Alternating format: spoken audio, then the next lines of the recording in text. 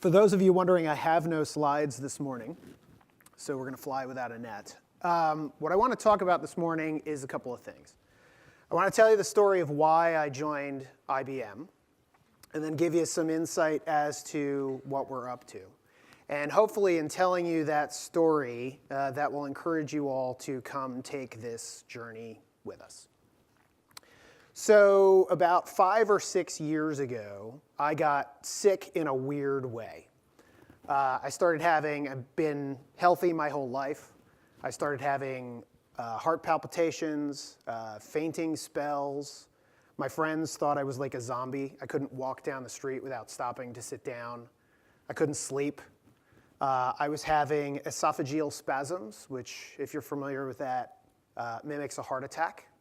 So I had basically every cardiac workup known to man. I spent nights in the hospital. I spent more time wearing a Holter monitor than I care to recount.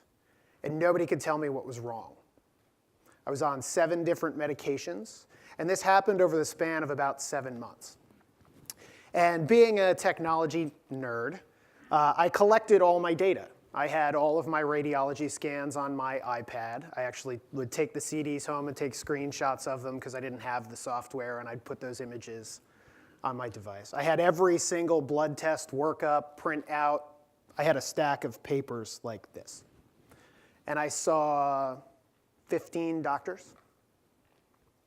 Yeah. So finally one day, a friend of mine who was recovering from bladder cancer, of all things, said, my gastroenterologist is really good. Go see him. And at this point, I had seen cardiologists, neurologists, nephrologists. Here's another doctor I can talk to. Why not? And I sat there with him for 45 minutes, giving him every single record, every single scan, every single piece of paper. And in 2 minutes, he said, here's your problem. You have irritable bowel syndrome. I'm going to put you on a low dose of an anti-anxiety medication, and I've never felt better. Now, I didn't have a big data problem. I had a small data problem. Right? I had plenty of analytics, and I had no wisdom. And it occurred to me, like, that, in essence, was what's wrong with the patient experience. Right? The data's fractured, it's marginalized, the doctors are iffy sometimes, let's face it, we're all human. One of the things that was going on was I was put on a medication that was causing the heart problems. They pulled me off the medication and the withdrawal symptoms caused other problems, and the doctor I was going to insisted that was not the case. The gastroenterologist described everything that happened to me in perfect detail without ever knowing, like, that story. So that was sort of issue number one. At the same time, I spent most of my career in advertising, marketing, PR, and the agency sides doing strategy. And I was working for a very large life sciences company as a consultant. And we actually had a brand that wanted to fix the patient centricity problem. Huzzah, right? Because we've been talking about that forever. And dedicated their entire marketing budget to transforming the experience of what it was like to be a patient taking their drug.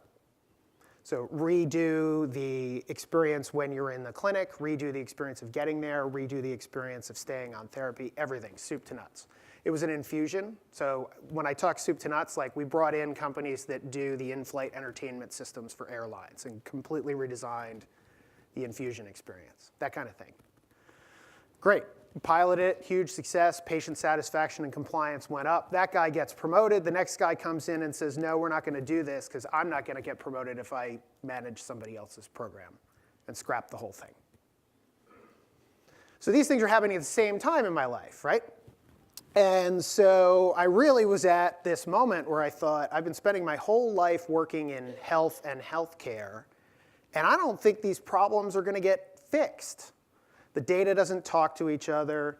We have plenty of analytics. We don't have a lot of wisdom. The incentives are all wrong, right? Because everybody's trying to make money, which is fair. And then IBM called. And they said, we have this thing called Watson, and we think we're going to fix health. You want to come do that? And I said, OK, sure. And I walked into that situation very skeptical. because I have seen, as you all do, walking these show floors, like everybody's got technology and promises, and what's going to happen, but the reality doesn't always match up to the marketing. And I'm a marketing guy, so I can take blame for a lot of that. But here we are, right? So under the covers, if you think about it, the analogy I like to make on what we're doing is if you walk into any bank in America, you can cash a check or use an ATM card or transfer funds from any other bank around the world, pretty much, unless you're on a terrorist watch list. IBM built that infrastructure. Now we're going to do that in health and put Watson on top of it. So for those of you who don't know what Watson is a cognitive computing technology. So you don't program Watson, you teach it. So it understands, reasons, and learns. It understands natural language processing. You talk to it. It can read handwritten notes. Right? It understands, obviously, text input and data. And with our acquisition of Merge and the 3.1 billion radiological images that came with it, in very short order, Watson will be able to see. So what does that look like? Right? So if you're a radiologist, on an average day, you read 100,000 scans a day. Right? There's a high margin for error. There's a high fatigue rate. Watson will analyze that data, mark what's significant, prioritize those patients, and get that clinician back to consulting with his patients as opposed to reading images. That's the power of Watson. If you're a life sciences company doing research, it's a big data problem, right? Baylor University used Watson technologies to uncover 6 new proteins to fight cancer in the last 8 months. To give you some scale, there have been 25 discovered in the last 30 years. If you're a generic drug manufacturer, your next frontier is figuring out how to use those molecules in new ways. You don't know who your user is because you sell them wholesale. You have a data crunching problem, right? Because you don't have the outcomes information on your patients, but you have the information on your molecules, right? You have to put all those data systems together to discover the next frontier of drug discovery. That's the power of Watson. If you are an oncologist, we talked about before, right? Right treatment to right patient to right therapy, that's a data and analytics problem. But the back end of that is clinical trial matching. That's mostly a manual process right now. So we're integrating EMRs, plugging them into the platform. We have 300+ million patient records in our data set to get the right patients on the right therapies faster to save lives. And we talk about this in the data-rich environment of the United States, but think about when we democratize the knowledge of healthcare from a pediatrician to an oncologist to a cardiologist to a rheumatologist to all those other doctors I saw. And anyone with an iPad and an internet connection has access to that. We can drop a caseworker into Africa with a handheld ultrasound and completely change prenatal care for women that don't have access to physicians. That's the power of Watson. This is the last job I'm ever going to have. Because I don't think we're going to change the world. I think we're changing it. I would encourage you all right now on ibm.com/Bluemix. We have taken Watson and turned it into 32, there's more coming, open APIs. There is literally no technology you cannot program cognition into right this minute. So all of you represent different things, different industries, different incentives, which is fine. But we have an open platform, and we want you to use it. Because we think if we're going to change lives, we have to be that neutral arbiter that helps make the data talk to each other, big data problems, small data problems, right? Fixes the system of incentives, right? We want to help you succeed on the backbone of our technologies, right? And then provides wisdom as opposed to analytics using Watson to help you do that. I was going to give a short talk this morning, so that's as short as I got, because I like the Q&A part better. But I would ask all of you to come do this with us.